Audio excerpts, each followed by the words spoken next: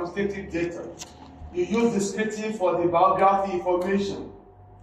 There's how many gender, how many male, how many female, how many learners, how many this, how many years of experience, this and that. Then before you go to inferential statistics to answer your strongly agree, disagree, and thereabout.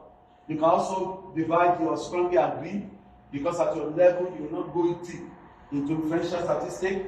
Strongly agree and agree is positive. Disagree and strongly disagree is what? Negative. So how many positive, how many negative? You can use clear descriptive for it at your stage.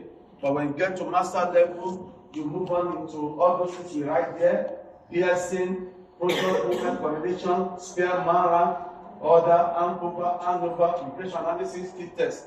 You go into that. But you are not the one to do that. You just input your data, you command the software what you want, and the software will give it to you.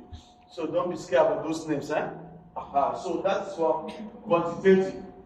So now, here we are talking about the role of statistics. The role of statistics in quantitative data analysis. Because without statistics in quantitative, you cannot make decision. You cannot make what? Decisions. You cannot make decision without statistics. Statistics give you facts and figures. Statistics give you evidence. Then you make final decision. You solve the problem. You conclude. You generalize after you have collected what? Data. Are we together now? Yes. After you have collected what? Data. So that is concerning that. So the next one is ethical issues. You know the ethical issues when you are collecting data. Before you go and collect data. That is why I'm giving you a letter of permission first. Letter of what? Permission. You say that to the gatekeeper. The gatekeeper is the principal. Is the principal. Then, apart from the principal, the University Research Ethics Committee. I will take permission on all of you behalf. Because each one of you cannot go and submit proposal. I will submit proposal on behalf of all these year 2 honors. Then I will be given approval by Faculty Research Ethics Committee. Then, after that, the letter given to you, you take it to the school principal, who will permit you. When the school principal assess and stamp it, the school principal will tell the teacher or the learners into which you are going to collect data from. Are we together now? Yes. So that is the ethical constitution we are talking about here. So we have to put in place ethical principles of confidentiality. Write it down. Ethical principle of what? Confidentiality. That's one.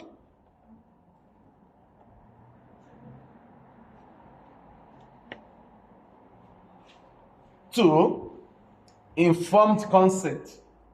Informed consent. You seek their consent. You inform them. You seek their consent. Informed consent.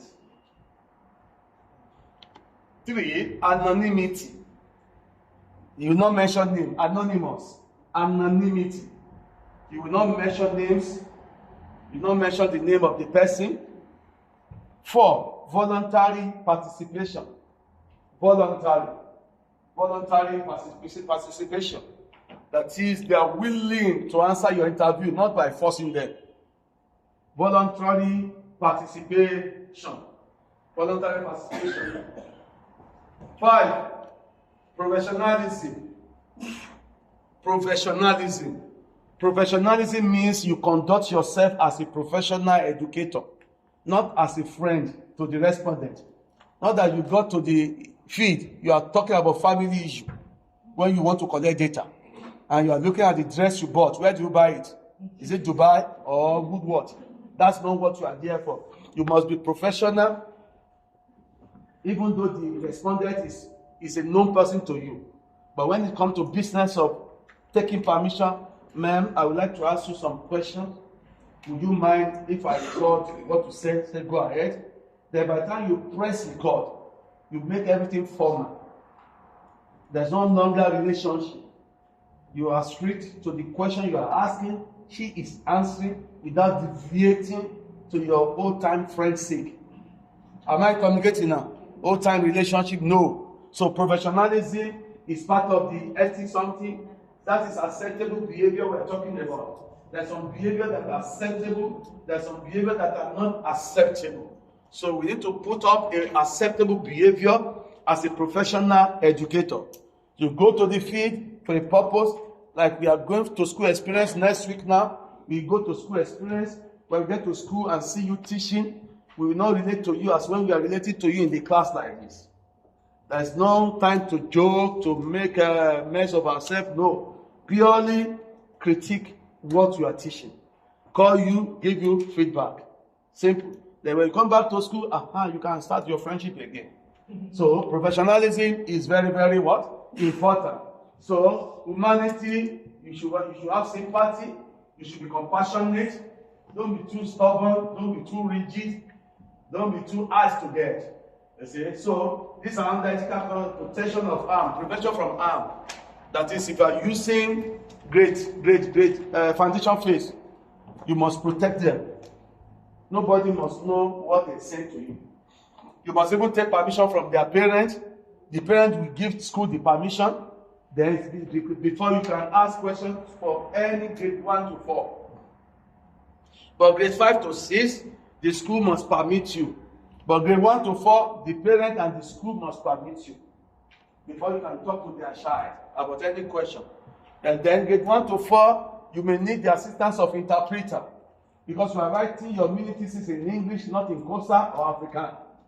So if you go to school whereby grade 2 learner cannot speak English, you need the help of what? Interpreter. Then you'll be able to transcribe it with the help of also interpreter or yourself. You can transcribe it. So things like that, I've mentioned all these things. Freedom, voluntary participation, informed consent, protection of identity, that's anonymity, voluntary, psychological, I've told you all these things. So these are ethics that you need to take into consideration. These are ethics you need to. So that is concerning data analysis.